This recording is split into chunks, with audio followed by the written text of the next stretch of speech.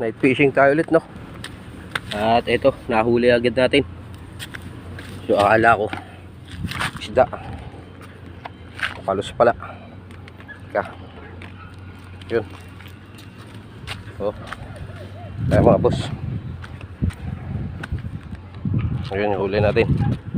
Nakakabit pa siya sa ano, taga natin. Yan, yan yung huli natin mga boss.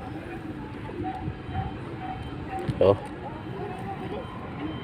problema, wala tayong flies. Delikado to, masakit tumagat. Kala natin isda yung humila, nagmadali tayo, kaya naiwan yung cellphone. Kaya lang palos pala. Ayan, moray eel. Ano pa yung tag, hindi natin matatanggal.